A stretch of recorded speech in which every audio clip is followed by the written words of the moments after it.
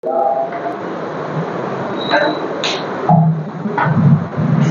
बच्चों, आज हम एक नया टॉपिक लेके आए हैं आपके लिए। इससे अगली वीडियो जो हमने अपलोड की थी वो आपका रिप्रोडक्टिव हेल्थ के इंट्रोडक्शन के लेवल पर थी, और उससे पहले हमने एक वीडियो अपलोड की थी जो एनिमल टैक्सोनॉमी के पर्पज से थी। हालांकि उसमें आप एनिमल के बारे में और एनिमल किंगडम डिटेल में आपका दे रखा था, और जिसमें एनिमल में आपका उसमें कुछ ये भी कह सकते हैं कि आपको ब्रीफ इंट्रोडक्शन दिया गया था एनिमल टैक्सोनॉमी में, जिसमें हमने आपसे कहा था कि आपका एनिमल यूनिसेलर होते हैं, मल्टी सेलर होते हैं। यूनिसेलर एनिमल्स आपके प्रोटिस्टा को बिलोंग करते हैं। प्रोटिस्टा किंगडम्स के अंतर्गत दो क्लास आती है, एक आपका यूग्लिनॉइड और एक आपका प्रोटोजोआ। यूग्लिनॉइड वो क्लास होती है जो connective link between animal and plant. ये थोड़ा मैंने डिस्कस, हालांकि डिटेल डिस्कस नहीं किया था, सिर्फ टैक्सोनॉमी के बारे में हमने आपको जानकारी दी थी।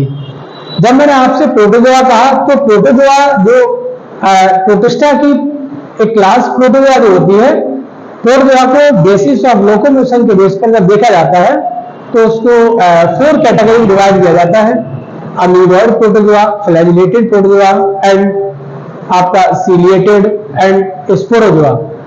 इनमें से आपकी जो 4 मेजर जो प्रोटोजोआ की जो 4 सब क्लास जो थी, उनमें से हम बात करते हैं कि स्पोरोजोआ जो क्लास होती है, तो स्पोरोजोआ क्लास के अंतर्गत किसी प्रकार का कोई लोकोमोटरी ऑर्गन नहीं पाया जाता है, क्योंकि बेसिकली स्पोरोजोआ के जो मेंबर्स होते हैं वो मेजॉरिटी मेंबर्स एंडोपैरासाइट होते हैं।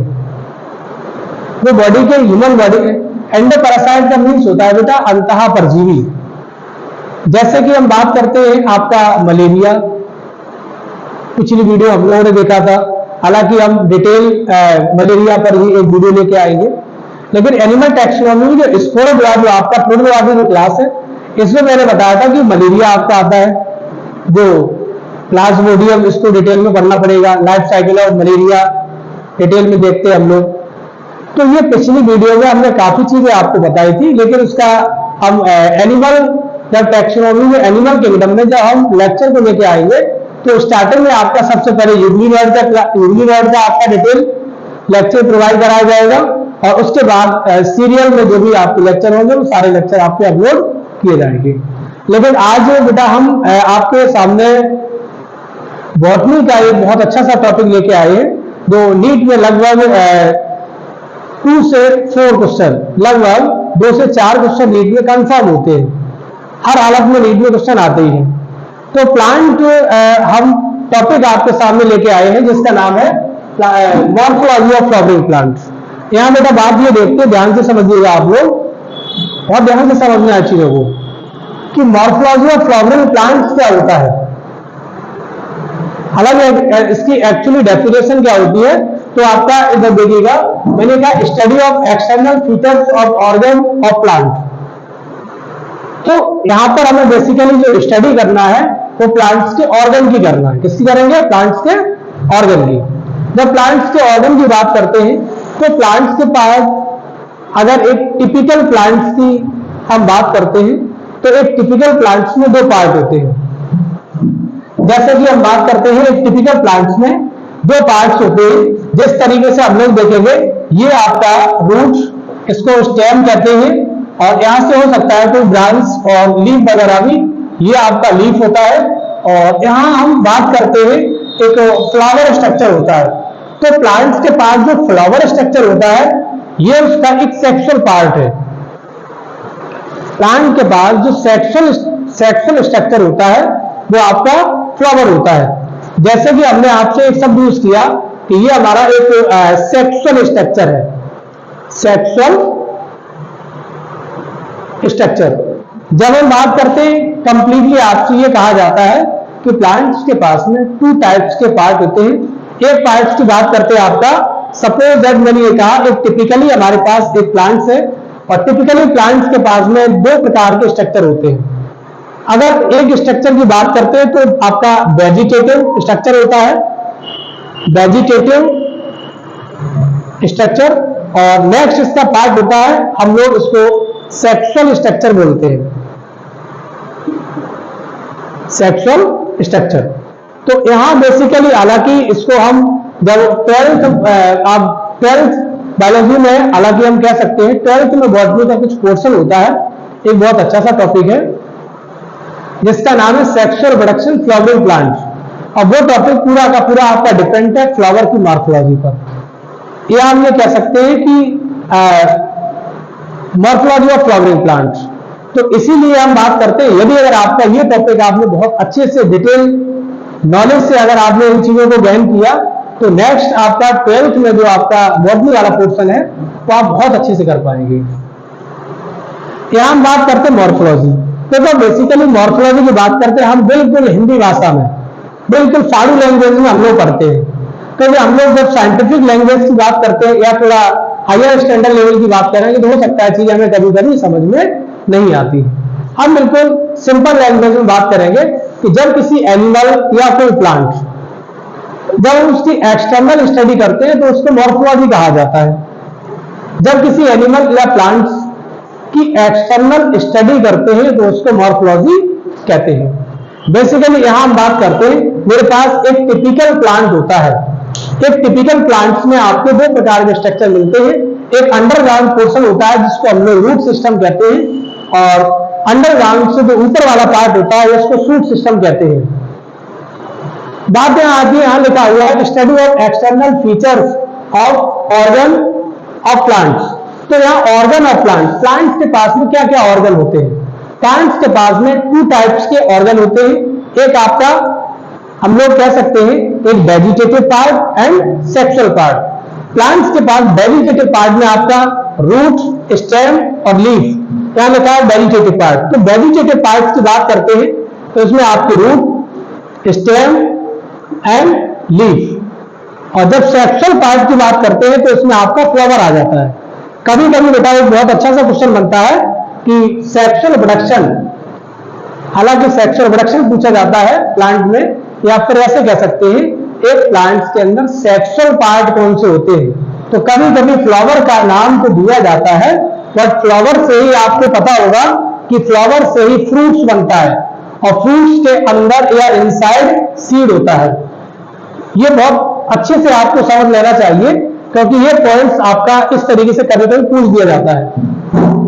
मैंने ये कहा बेटा हम मॉर्फोलॉजी में जब बात करेंगे तो एक टिपिकल प्लांट, सबसे पहले आप यहां देखिएगा, बहुत बारीकी से देखेंगे। और मैं आपको ये इस चीज का दावा कर रहा हूं बेटा, अगर आपने ये इस टॉपिक को, आपने इस लेक्चर को आपने पूरा डिटेल में अगर घर पे आपने बहुत अच्छे से अगर इसको आपने बारीकी से चीजें को लेक्चर को बहुत अच्छे से आपने सुना, तो एक एक चीजें बहुत आपकी क्वेश्चन क्लियर हो जाएगा। जिस तरीके से मैंने ये कहा बेटा, हम यहां भी ये भी कह सकते थे, क्या लिखा हुआ है मॉर्फोलॉजी ऑफ फ्लावरिंग प्लांट्स। हम ये भी कह सकते थे कि morphology of algae, bryophyte, pteridophyte, gymnosperm, angiosperm. हालांकि मैं ये कह सकता हूं, हमने यही क्यों बोला, आपको पता है कि जितने भी हमारे प्लांट्स होते हैं, प्लांट्स नाम आते ही मेरे माइंड में एक थॉट्स जनरेट होता है। वो थॉट्स का मीन्स होता है आखिर प्लांट्स का इवोल्यूशन कैसे हुआ है। बहुत अच्छे से सुनाएंगे बेटा, ये लेक्चर आपके लिए बहुत इंपॉर्टेंट है। हम बेसिकली जानते हैं एक किंगडम मोनेरा। किंगडम मोनेरा में सबसे पहले बेटा मिलता है ब्लू ग्रीन एल्गी, इसे हम लोग बीजीए के नाम से जानते हैं, ब्लू ग्रीन एल्गी। और बीजीए से आपका, इससे आपकी बनती है रेड एल्गी,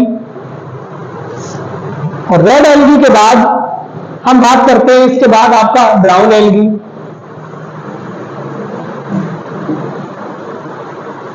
और ब्राउन एल्गी के बाद आपका बनता है ग्रीन एल्गी, ग्रीन एल्गी। और ग्रीन एल्गी के बाद किसका विकास हुआ, ग्रीन एल्गी। देखो बेटा बहुत आप अच्छे से बारीकी से समझेंगे कि प्लांट्स आखिर जो सबसे सक्सेसिव प्लांट है, सबसे एडवांस प्लांट है, जो सबसे एडवांस प्लांट है, उन प्लांट्स को हम क्या कहते हैं, उन प्लांट्स को हम एंजियोस्पर्म कहते हैं। क्यों? क्योंकि एल्गी, ब्रायो, टेरिडो, जिम्नो, ये प्लांट्स जो है ह्यूमन सिविलाइजेशन के लिए, मानव सभ्यता के लिए, ये प्लांट्स के जो प्रोडक्ट है वो हमारे लिए इतना यूजफुल नहीं होते हैं।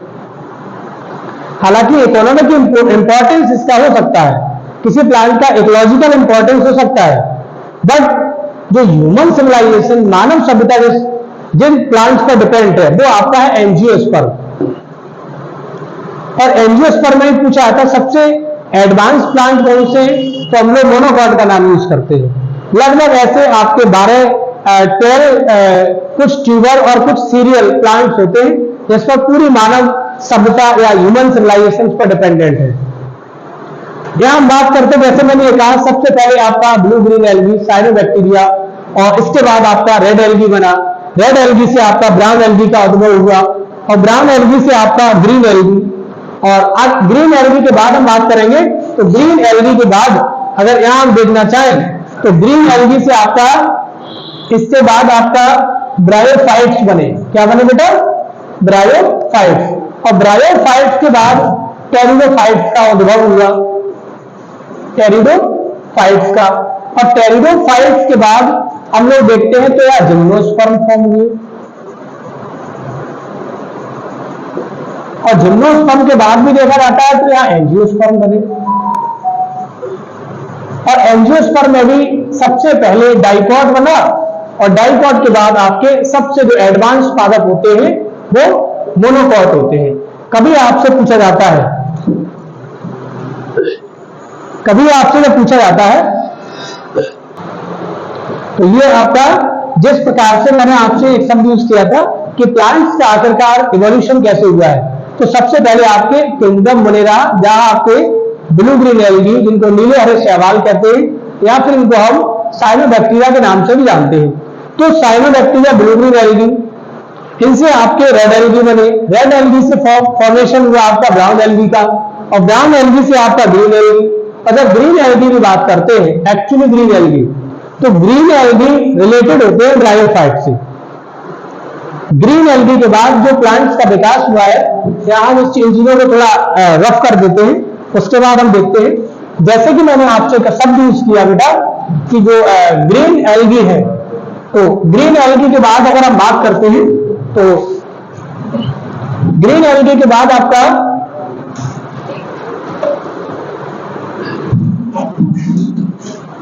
ग्रीन एल्गी के बाद बेटा आपका ब्रायोफाइट्स बने। कौन बने? ब्रायोफाइट्स।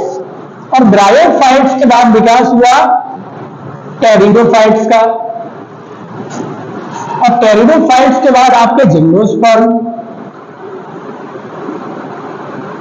और जिम्नोस्पर्म के बाद आपका एंजियोस्पर्म,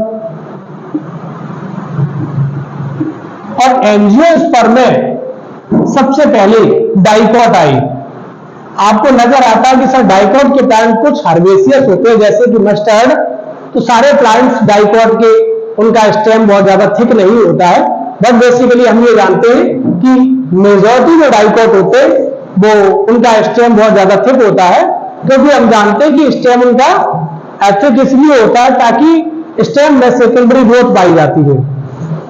और डाइकॉट के बाद जो सबसे एडवांस पादप होते हैं वो आपके मोनोकॉट होते हैं। अगर आपसे कहा जाता है कि प्लांट्स का विकास, इवोल्यूशन कैसे हुआ, सबसे पहले किंगडम मोनेरा में ब्लू ग्रीन एल्गी बने। ब्लू ग्रीन एल्गी से आपका ब्लू ग्रीन एल्गी या साइनोबैक्टीरिया, उनके बाद आपका विकास हुआ बेटा रेड एल्गी का, रेड एल्गी से ब्राउन एल्गी, ब्राउन एल्गी से ग्रीन एल्गी, ग्रीन एल्गी से ब्रायोफाइट्स, ब्रायोफाइट से फिर क्रम बाई क्रम टेरिडोफाइट्स, उसके बाद जिम्नोस्पर्म, उसके बाद एंजियोस्पर्म। तो एंजियोस्पर्म के अंतर्गत भी देखा जाता है, तो जो एंजियोस्पर्म है बेटा, एंजियोस्पर्म में सबसे पहले डाइकॉट और उसके बाद मोनोकॉट। ये मोनोकॉट जो प्लांट्स होते हैं बेटा, तो मोनोकॉट को देखा जाता है कि मोनोकॉट के जो प्लांट्स है ये सबसे एडवांस प्लांट कहा जाता है, जबकि एल्गी आपके सबसे लीस्ट एडवांस है। अब इसके बाद आगे हम बात करेंगे, तो मैंने आपसे अभी सिर्फ 2 शब्द यूज किए बेटा। मैंने कहा टॉपिक का नाम है मॉर्फोलॉजी ऑफ फ्लावरिंग प्लांट। तो हम लोग ना ही एल्गी का मॉर्फोलॉजी पढ़ेंगे, ना ब्रायोफाइट, ना टेरिडोफाइट, ना ही जिम्नोस्पर्म, क्योंकि हम जानते हैं जिम्नोस्पर्म में भी फ्लावर अब्सेंट होता है। आप बेटा ध्यान से समझ लीजिए होगा, एल्गी, ब्रायो, टेरिडो, जिम्नो, इन सभी में फ्लावर अब्सेंट होता है। तो फ्लावर प्रेजेंट किसमें होता है? एंजियोस्पर्म में। तो इसीलिए हम लोग मॉर्फोलॉजी किससे पढ़ते हैं? Morphology of flowering plant. तो फ्लावरिंग प्लांट में आपका एंजियोस्पर्म आता है।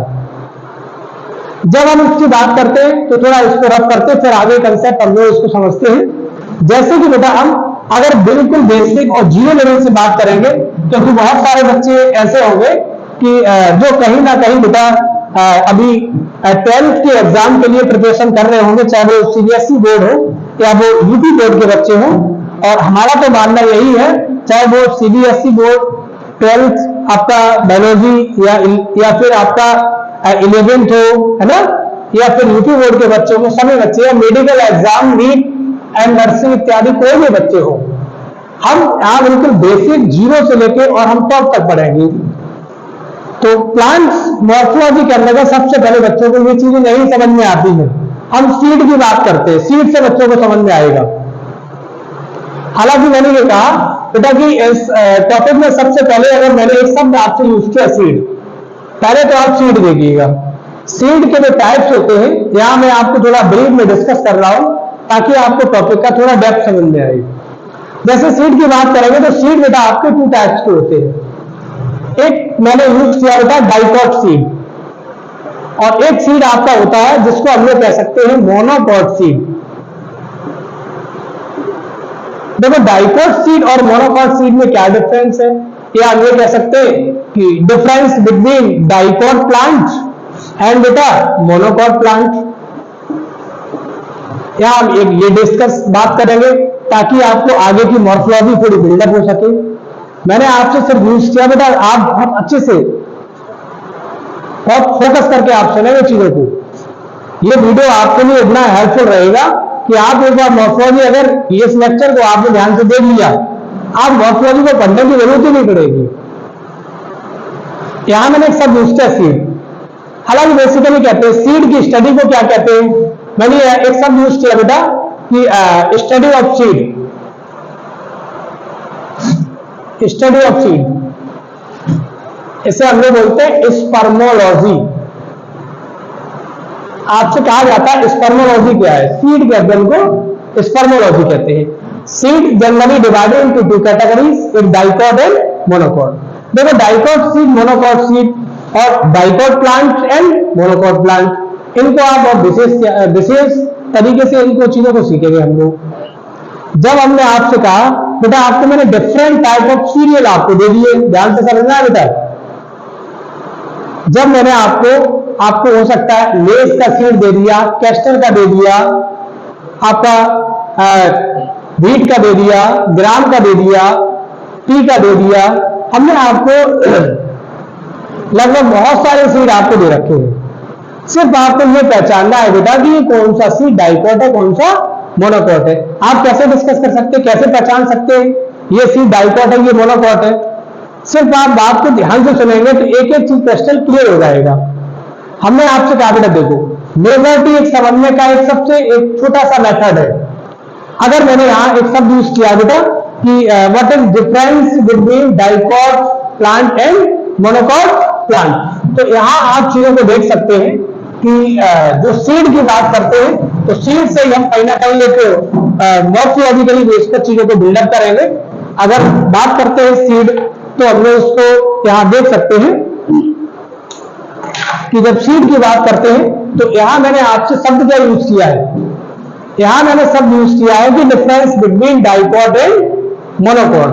तो आप डाइकॉट और मोनोकॉट प्लांट्स को कैसे आप डिस्कस कर सकते हैं, ये आपका डाइकॉट है, ये मोनोकॉट है। मैंने आपसे शब्द यूज किया कि difference between dicot and monocot plant, ये डाइकॉट प्लांट है और ये आपके मोनोकॉट प्लांट है। देखो इसके लिए सबसे पहले आप सीड से डिस्कस कर सकते हैं। यहां मैंने ये कह दिया सीड, तो इसका जो सीड होता है, सीड, इसके सीड की बात करते हैं तो सीड के अंदर कॉटिलिडॉन्स का नंबर,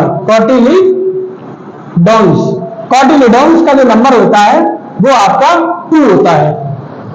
जब मोनोकॉट सीड की बात करते हैं तो इसके सीड के जो कॉटिलिडॉन्स होता है, कॉटिलिडॉन्स जो होते हैं उनमें कॉटिलिडॉन्स का जो नंबर होता है वो नंबर ओनली 1 होता है। भाई बेसिकली आपको मैंने सीड दी है, आपने किसी भी सीड को आपने ग्राम, ग्राउंड नट या आपने पी, तमाम सीड को आपने क्या किया, सीड को आपने हाथ में लिया और इजीली उसको डिवाइड कर दिया। अगर वो seed easily two equal half में डिवाइड हो जाता है तो उस सीड को कहा जाता है डाइकोट सीड। आप लेस को देखिएगा, आप व्हीट को देखिएगा, ये जो सीड्स होते हैं इन सीड्स को आप टू इक्वल हाफ में डिवाइड नहीं कर सकते। आप एक्सेप्शनल केस में अगर चाहें कि सर उसको तो हम किसी न किसी से तोड़ देंगे या कुछ और एक्टिविटी करके उसको डबल पार्ट में डिवाइड करेंगे, बट इजीली नेचुरल तरीके से डिवाइड होता है तो उसको हम लोग डाइकोट सीड कहते हैं। और टू इक्वल हाफ में डिवाइड नहीं होता है तो उसको मोनोकोट सीड कहा जाता है। अगला कंसेप्ट देखो बेटा, एक तो हमने पहचान लिया कि सीड के अकॉर्डिंग मोनोकोट और डाइकोट का डिफरेंट। सेकंड पॉइंट आप समझेंगे, सेकंड पॉइंट बेटा बहुत ध्यान से समझिएगा चीजों को। सेकंड पॉइंट मैंने आपसे ये कहा बेटा कि जो डाइकोट की लीफ के बेस पर देखिए, ये जो लीफ है ये आपकी मोनोकोट लीफ है। तो आप डाइकोट की लीफ एंड मोनोकोट की लीफ में डिफरेंस क्या होता है? यदि डाइकोट की लीफ की बात करेंगे तो इसकी लीफ, डाइकोट लीफ की जब हम बात करते हैं बेटा तो इसकी लीफ एक जाल के समान होती है। डाइकोट लीफ की जब बात करते हैं तो डाइकोट की लीफ जो होती है बेटा वो एक नेटवर्क लाइक उसमें जाल मिलता है। जिस तरीके से आप देखना चाहें तो हम लोग देख सकते हैं कि डाइकोट की लीफ इस तरीके की होती है। ये डाइकोट की लीफ है, ये बीच में ये मिडवेयर होती है। और इसकी बात करते हैं तो इसके वेंस की बात करेंगे और इससे भी जो ये निकले हुए होते हैं स्मॉलेस्ट पार्ट होते हैं, ये इसके बिल्लेट होते हैं। तो जब इस प्रकार की लीफ आपको नजर आती है, एक टिपिकल डाइकोट लीफ जिसमें अगर हम बात करते हैं बेटा तो उसका एपेक्स होता है, उसकी मार्जिनल होती है, उसमें मिडरीव होता है, मिडरीव से वेंस निकलते हैं, वेंस से बिल्लेट निकलते हैं। और जब हम डाइकोट लीफ की बात करते हैं तो डाइकोट लीफ में ये जो नेटवर्क लाइक स्ट्रक्चर पाया जाता है, कहने का मतलब है वेन और बिल्लेट का जो अरेंजमेंट होता है, ध्यान समझिए चीजों को। डाइकोट लीफ में ये जो आपका वेंस और बिल्लेट, जैसे मैंने कहा ये है वेंस और ये है बिल्लेट, तो वेंस और बिल्लेट का जो डाइकोट लीफ में जो अरेंजमेंट होता है, इस प्रकार के अरेंजमेंट को हम रेटिकुलेट वेरिएशन कहते हैं। रेटिकुलेट वेरिएशन कहा जाता है। वहीं अगर हम मोनोकोट की लीफ की बात करते हैं तो मोनोकोट की लीफ बेटा आपने स्पेशली देखी होगी। मोनोकोट की लीफ इस प्रकार की होती है, जैसे कि हमने एक शब्द आपसे यूज किया कि ये ब्रिज की जो मिड लाइन होती है, ये मिड लाइन को हमने मिडरेल यूज किया, मिडरेल। और इसके पास में बेटा ये मिडरेल के समांतर, मिडरेल के पैरेलल बहुत सारी बेटा ये वेंस पड़ी रहती है। तो मोनोकोट की जो लीफ होती है इसके अंदर वेन और बिल्लेट का जो अरेंजमेंट होता है, उस अरेंजमेंट को हम पैरेलल वेरिएशन कहते हैं। इसे पैरेलल वेरिएशन कहते हैं। अभी बेटा पॉइंट समझिएगा, मैंने आपसे ये कहा कि प्लांट्स मॉर्फोलॉजी क्या है बेटा, कि study of external features of organ of plants, इसे हम लोग मॉर्फोलॉजी कहते हैं। क्या हमें ऑर्गन्स की स्टडी करना है? ऑर्गन की स्टडी बेटा रूट स्ट्रक्चर, आपका लीफ है, root, leaf, flower, fruit, seed, तो ये सारे स्ट्रक्चर के बारे में हमें डिटेल में मॉर्फोलॉजी में पढ़ना है। तो यहां से चीजें आपको समझ में आ रही होंगी कि सीड के अगर जब किसी सीड के कॉर्डिडोन्स टू पार्ट्स में डिवाइड हो जाते हैं तो सीड का नाम डाइकोट है, डाइकोटिडोन सीड है। और यदि अगर टू इक्वल हाफ में डिवाइड नहीं होता है तो मोनोकोट सीड है। फिर मैंने आपको लीफ के अकॉर्डिंग बताया, डाइकोट की जो लीफ होती है उसमें वेन और बिल्लेट के जो अरेंजमेंट जो है वो एक नेटवर्क लाइक होता है, और नेटवर्क लाइक होता है तो उसको रेटिकुलेट कहते हैं। जबकि भाई मोनोकोट की बात करते हैं तो मोनोकोट की जो लीफ होती है, एक तो बीच में सेंटर में मिडल होती है और साइड में आपकी वेंस और बिल्लेट उसी के पैरेलल पड़ी रहती है। तो इस प्रकार की लीफ को पैरेलल वेरिएशन कहते हैं। अब बहुत इंपॉर्टेंट फैक्ट यहां से निकल के आता है, वो आप चीजों को समझिएगा। हालांकि आगे हम लीव्स के बारे में पढ़ाएंगे, लेकिन आज इसके बाद हम देखते हैं कि difference between monocot and dicot. हम प्लांट्स की बात करते हैं तो आपने डाइकोट के सीड में 2 कॉर्डिडोन्स, मोनोकोट सीड में 1 कॉर्डिडोन्स, डाइकोट की लीफ रेटिकुलेट वेरिएशन, मोनोकोट की लीफ तो पैरेलल वेरिएशन।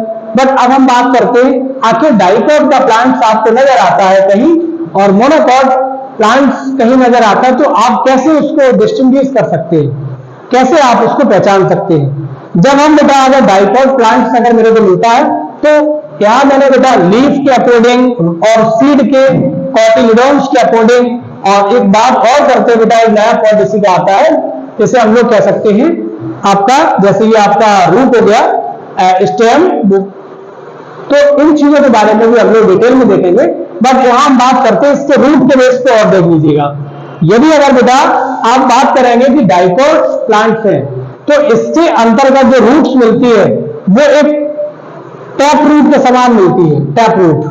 और यहां पर हम बात करते हैं कि मोनोकॉट के अंदर जो रूट मिलती है is like a fibrous like structure, और डाइकॉट के अंदर रूट मिलती है ये आपकी, जैसे हम लोग इसको प्राइमरी रूट्स के नाम से जानते हैं, हालांकि अभी हम डिटेल में पढ़ेंगे, इससे तो आप शॉर्ट में समझ लीजिएगा। डाइकॉट की रूट जो होती है, इसके नीचे का पूरा जो सिस्टम होता है इसको हम लोग टैप रूट के नाम से जानते हैं, टैप रूट। अभी सिर्फ इतनी बात समझिएगा बेटा कि डाइकॉट की जो रूट होती है उसको टैप रूट कहते हैं, या हम हिंदी में इसको मूसलाधार जड़ कहते हैं। बेटा एक बात मैं आपको बता दूं कि इस हमारे वीडियो के लेक्चर के दौरान जो भी बच्चे, चाहे वो हिंदी मीडियम के हो या वो इंग्लिश मीडियम के हो या वो कोई भी अगर मेडिकल एग्जाम तैयारी करते हो, उन्हें जरा सी भी कोई प्रॉब्लम नहीं आएगी, क्योंकि हम इस तरीके से बेटा बाइलिंगुअल चीजों को बता रहे हैं जिससे बच्चों को प्रॉब्लम, किसी प्रकार की कोई प्रॉब्लम नहीं आएगी।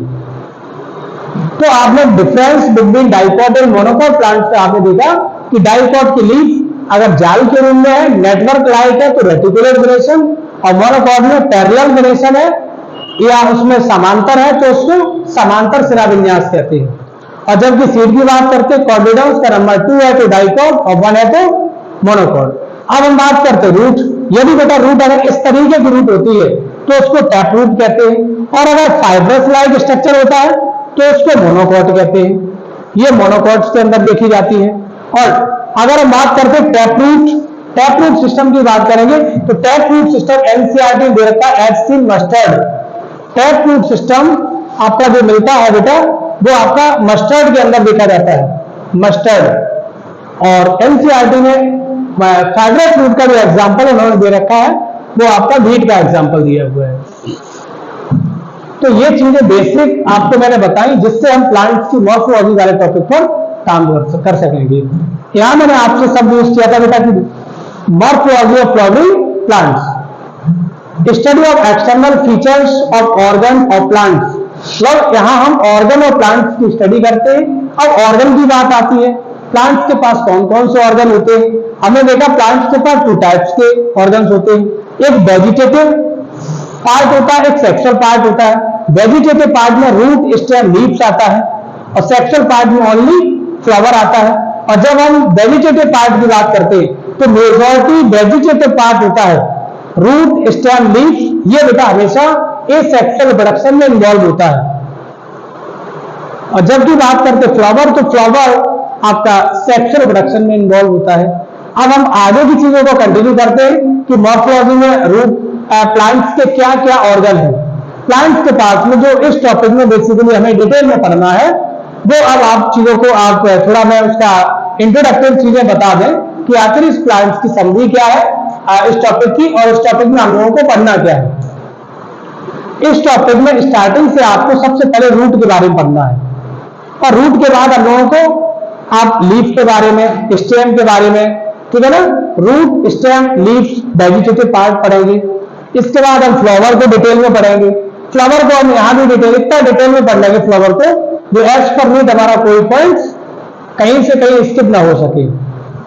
और फ्लावर को डिटेल के बाद इसके बाद लास्ट में आपकी फैमिलीज दे रखी है, और जो आपको फैमिली पढ़ाई जाएगी, हालांकि बेटा आपकी फैमिली की बात करते हैं तो आपके सिलेबस में एनटीए एग्जाम के अकॉर्डिंग सिलेबस में आपकी फैमिली 3 फैमिली दे रखी है।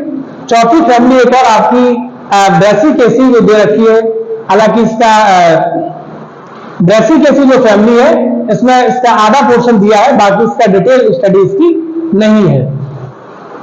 तो यहां हम सबसे पहले बेटा अब हम स्टार्ट करते हैं इसकी मॉर्फोलॉजी में। सबसे पहले फर्स्ट इसका जो ऑर्गन है तो हम रूट के बारे में डिटेल जानकारी आपको देंगे।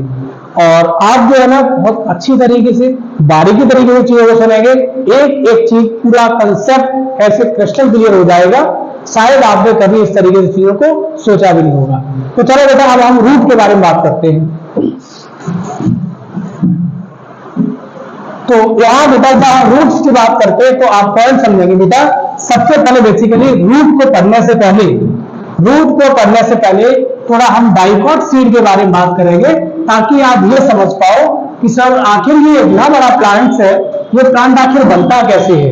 हम सारी चीजों को बिल्कुल जीरो लेवल से इसलिए बताना चाह रहे हैं ताकि आपको कोई समस्या ना हो। सिर्फ लेक्चर अगर आपने सुन लिया है, ये लेक्चर सुन लिया, तो ये टॉपिक ही पूरा क्लियर हो जाएगा। एनसीईआरटी आप सामने रखिए और लेक्चर को आप कंटिन्यू करिए और एक एक लाइन आपको ऐसे क्लियर हो जाएगी जैसे कि आपकी बायोफिंगरटिप्स होगी। यहां हम बात करेंगे, तो सबसे पहले मैंने एक शब्द यूज किया आपसे, रूट। बेटा रूट की बात करते हैं तो रूट्स, जब भी हम रूट का जिक्र करते हैं तो रूट्स में आप पहले तो ये देखते हैं बेटा कि जो रूट्स की बात करेंगे तो एक शब्द आता है बेटा, क्या नाम, लोकोमोशन और मूवमेंट। लोकोमोशन एंड मूवमेंट, यहां बेटा बहुत अच्छा सा पॉइंट आता है। पहले तो इसका हम बात करते बेटा, यहां हम बात करेंगे बेटा प्लांट्स के मूवमेंट की। आप लोग शायद बेसिकली फर्स्ट जो लेक्चर मैंने बताया था उसमें एनिमल टैक्सोनॉमी मैंने दो बातें बेटा बोल रखी थी, और उस बातों को आप बहुत ध्यान से सुनेंगे। ध्यान से इसलिए सुनेंगे, मैंने कहा ऑल बायोलॉजिकल जो लिविंग फॉर्म है, यदि अगर वो लोकोमोशन अगर उनमें प्रेजेंट होता है तो एनिमल है, और अब्सेंट होता है तो प्लांट्स है। तो प्लांट्स में तो लोकोमोट नहीं करते हैं भाई। आप तो चलो हो सकता है कि आप घर से आप कोचिंग इंस्टीट्यूट चले आई, ऐसा तो नहीं है। आपके घर बाहर एक प्लांट खड़ा हुआ है, उसने सोचा चलो हम बहुत एक फेमस एक हम रेस्टोरेंट पे जाके वहां जाके एक पार्टी एंजॉय करके आए, ऐसा भी नहीं होता। प्लांट्स के पास इस तरीके के विचार नहीं होते, फीलिंग्स नहीं है। कॉन्शियसनेस तो है, but self consciousness unique character of human beings. तो यहां हम बात करते हैं प्लांट्स के थोड़े मूवमेंट के बारे में। जैसे मैंने कहा बेटा कि मूवमेंट ऑफ प्लांट्स की बात करते हैं तो बहुत इंपॉर्टेंट पॉइंट है बेटा, और इन चीजों को आप समझोगे तभी हम आगे मॉर्फोलॉजी को बिल्डअप करेंगे। मैंने कहा एक प्लांट्स के पास में देखिएगा, एक टिपिकल प्लांट्स के बारे में बात करते हैं कि एक जो टिपिकल प्लांट होता है, टिपिकल जो प्लांट्स होता है उसमें आपके ये स्ट्रक्चर होते हैं बेटा, ध्यान से समझिएगा। ये आपका, अगर हम नीचे की बात करते हैं तो ये आपका रूट सिस्टम होता है, रूट सिस्टम। और यदि प्लांट्स अंडरग्राउंड पोर्शन के जो एबव ऊपर वाला पार्ट अगर देखते हैं हम लोग, तो ये आपका जो पूरा का पूरा स्ट्रक्चर होता है, इसको हम लोग शूट सिस्टम कहते हैं, शूट सिस्टम कहते हैं। अब यहां बहुत अच्छा सा पॉइंट दिया आता है बेटा, आप बारीकी से चीजों को समझिएगा। मैंने ये कहा कि आप कभी इस तरीके के थॉट्स आप जनरेट करिए कि जो प्लांट्स की जो रूट होती है वो बेटा सॉइल में ही क्यों जाती है, प्लांट की रूट्स का मूवमेंट सॉइल में ही क्यों होता है, ऐसा क्यों हो सकता है। और आपने देखा स्टेम जो अंडरग्राउंड पोर्शन से ऊपर वाला पोर्शन होता है वो ऑलवेज ऊपर की तरफ क्यों ग्रो करता है, सनलाइट की तरफ क्यों ग्रो करता है। आपको एक बात पता होना चाहिए बेटा, यदि हम रूट की बात करते हैं, यदि यहां पर लिखा हुआ है बेटा रूट, तो रूट की बात करेंगे तो रूट ऑलवेज अगर नीचे जाती है रूट, तो उसका मेन कारण ये होता है वो पानी की सर्च में और ग्रेविटी के लिए भी कह सकते हैं। तो यहां दो पॉइंट निकल के आते हैं बेटा, रूट्स के अंदर जो मूवमेंट होता है, रूट्स के अंदर मूवमेंट लगेंगे तो पॉजिटिव, और पानी के लिए नीचे जाना तो क्या बोलते हैं, हाइड्रो। और हम बात करते हैं मूवमेंट को कहा जाता है ट्रॉफिज्म, क्या बोलते हैं, ट्रॉफिज्म। यदि अगर मैंने कहा बेटा रूट क्या पॉजिटिव हाइड्रोट्रॉफिज्म होती है, बिल्कुल होती है। वैसे उसी तरीके से हम कहेंगे ये पॉजिटिव जियोट्रॉफिज्म होती है, पॉजिटिव जियोट्रॉफिज्म। तो यदि अगर एक पॉइंट आता है कंसेप्ट, अगर आपसे क्वेश्चन इस तरीके का बनता है कि बेटा आप ये बताइए कि क्या रूट्स नेगेटिव फोटोट्रॉफिज्म होती है, नेगेटिव फोटोट्रॉफिज्म, तो आप इस बात को भी आप बहुत अच्छे से समझ पा रहे होंगे। बेटा रूट का काम है वाटर की सर्च में आप अंडरग्राउंड पोर्शन में रन करना, और जियोट्रॉफिज्म ग्रेविटी हम बोल सकते हैं कि नीचे ही तो आपका रूट के बारे में पूछा था, रूट का मूवमेंट क्या है? रूट हमेशा पॉजिटिव हाइड्रो मतलब वाटर और टॉपिस मतलब मूवमेंट। रूट हमेशा पानी की तलाश में जमीन के नीचे जाती है। और हम लोग जमीन की बात करते हैं, अगर ग्रेविटी की बात करते हैं तो जियोट्रॉपिज्म वर्ड यूज कर देते हैं। वही बेटा बात आता है रूट के बाद हम देखेंगे यहां पर, जब भी हम बात करेंगे बेटा स्टेम की, किसकी बात करेंगे? ये तो रूट सिस्टम का मूवमेंट बताया मैंने, ध्यान समझिए बेटा। अब मैंने आपसे ये कहा बेटा सूट सिस्टम और सूट सिस्टम की बात करेंगे बेटा, तो सूट सिस्टम में आपको पता है जो स्टेम होता है, स्टेम हमेशा लाइट की तरफ ग्रो करता है। किसकी तरफ?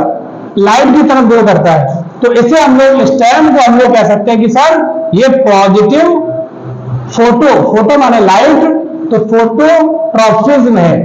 स्टेम हमेशा लाइट की तरफ ग्रो करता है, इसको पॉजिटिव फोटोट्रॉपिज्म कहते हैं। बेटा क्या ये इन चीजों के बारे में बहुत अच्छे समझ में आ रहा है आप लोगों को? आप लोग बहुत इसको ध्यान से समझिएगा, ये बहुत इंपॉर्टेंट चीजें हैं। फिर इसके एक्सेप्शन केस भी बता देंगे। बट ये कहा जाता क्या रूट निगेटिव, वो क्या सूट बेटा निगेटिव आपका हाइड्रोट्रॉपिज्म है? हाइड्रोट्रॉपिज्म है, ये बात बिल्कुल कह सकते हैं कि सर बिल्कुल है। यहां मैंने ये कह दिया क्या जो आपका सूट है, स्टेम है, क्या ये निगेटिव जियोट्रॉपिज्म है? ये भी बिल्कुल कह सकते हैं। अब इसके बाद हम बात करेंगे बेटा, कौन समझो कि रूट आपका पॉजिटिव हाइड्रोट्रॉपिज्म, पॉजिटिव जियोट्रॉपिज्म, और रूट कभी भी आप लाइट की तरफ ग्रो नहीं करती, जो इसको बोलते हैं हम लोग निगेटिव फोटोट्रॉपिज्म। और जब बात करें किसके बारे में, जब बात करते हैं सूट के बारे में, सूट जमीन के ऊपर वाला पोर्शन होता है, सूट सिस्टम, वो कभी नीचे ग्रो नहीं करता है। तो जो सूट होता है वो पॉजिटिव फोटोट्रॉपिज्म होता है, but negative hydrotropism and negative geotropism होता है। तो इन चीजों के बारे में मैंने शायद आपको एक मूवमेंट वर्ड जो आता है कि प्लांट्स कभी लोकोमोशन नहीं करते, सिर्फ मूवमेंट करते हैं, तो वो मूवमेंट मैंने आपको डिस्कस किया है। अब इन चीजों के बारे में जब बताने के बाद फिर हम थोड़ा एक दो एक्सेप्शन और है इसके बेटा, एक्सेप्शन की बात करते हैं और फिर आगे हम लोग इसको कंटिन्यू करते हैं। अब आपने कहा कि सर एक्सेप्शन क्या है, आप देख लीजिएगा। मैं बात कर रहा हूं मैंग्रोव प्लांट्स, जो मैंग्रोव वनस्पतियां होती हैं, जो मैंग्रोव प्लांट्स जो होते हैं, क्या होते हैं बेटा? जो मैंग्रोव प्लांट्स होते हैं बेटा, या हम लोग कह सकते हैं हेलोफाइट्स कंडीशन वाले प्लांट्स, हेलोफाइट्स मैंग्रोव या फिर हेलोफाइट्स। तो मैंग्रोव प्लांट्स यहां पर बात करते हैं एक स्पेशल नाम जिसका हम लोग राइजोफोरा के नाम से जानते हैं। तो जितने भी प्लांट्स हैं, सभी प्लांट्स की रूट ऑलवेज ग्रो करती है वाटर के लिए, सॉइल एनकरेज के लिए नीचे की तरफ। तब एक ओनली मात्र एक ऐसा एक्सेप्शन है कि राइजोफोरा की जो रूट्स होती है बेटा, वो सॉइल में नीचे ग्रो न करके ये अंडरग्राउंड पोर्शन से ये ऊपर निकल के आती है। अब ऐसा क्यों होता है? क्योंकि हम जानते बेटा कि जो आपका राइजोफोरा का जो प्लांट्स होता है, तो राइजोफोरा की प्लांट्स की जो रूट होती है, ये रूट सॉइल में उनको क्या होता है, नीचे अंडरग्राउंड पोर्शन में। हेलोफाइट्स नेचर है, ऑक्सीजन की डिफिशियंसी है, और ऑक्सीजन की जब डिफिशियंसी होती है तो प्लांट्स की रूट में मिनरल का एब्जॉर्प्शन नहीं होता है। ये चीजों के बारे में हम आपको ट्रांसपोर्ट इन प्लांट और आगे जाके रूट एब्जॉर्प्शन में चीजों को आपको बताएंगे। बट आप इन चीजों के माध्यम से आप ये समझ सकते हैं कि विदाउट जो रूट होती है, रूट बेटा जब वो मिनरल और वाटर, मिनरल के एब्जॉर्प्शन के लिए ऑक्सीजन बहुत जरूरी होती है। तो इन प्लांट्स के लिए नीचे आपका मैंग्रोव वनस्पतियां हैं, वहां पर कह सकते हैं ऑक्सीजन हेलोफाइट्स कंडीशन है, ऑक्सीजन की डिफिशियंसी है।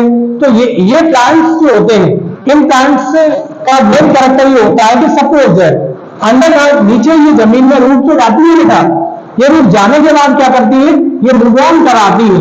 जाने के बाद ये जो रूट्स होती है बेटा, अगर इसको हम लोग थोड़ा अगर देखना चाहें तो आप समझ लीजिएगा।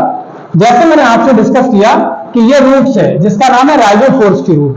राइजोफोर्स की रूट ये बेटा सपोज है इस तरीके से ग्रो करती है, इस तरीके से अंडरग्राउंड पोर्शन से ये ऊपर की तरफ निकल आती है आप बहुत ध्यान से देखिएगा बेटा, अंडरग्राउंड पोर्शन से ऊपर की तरफ निकल आती है और इसमें छोटे छोटे इस तरीके से पोर हो जाते हैं और इन छोटे छोटे पोर को हम निमेटोथोड कहते हैं, निमेटोथोड। और ये निमेटोथोड ही स्ट्रक्चर वो होते हैं जो एक्सचेंज ऑफ गैसेस में मदद करते हैं, एक्सचेंज ऑफ गैसेस में मदद करते हैं। ये बहुत इंपॉर्टेंट है। आपसे पूछा आता है कि राइजोफोरा प्लांट्स की जो रूट होती है वो रूट किस प्रकार का मॉडिफिकेशन है। हम लोग बोलते हैं कि वो टैप रूट का मॉडिफिकेशन है। बताएंगे अभी आपको कि टैप रूट क्या है। हालांकि ये क्वेश्चन सीधा सीधा बनता है कि राइजोफोरा की जो प्लांट्स की जो रूट होती है वो किसका मॉडिफिकेशन है, एडवेंटियस रूट का, फाइबरस रूट का, टैप रूट का।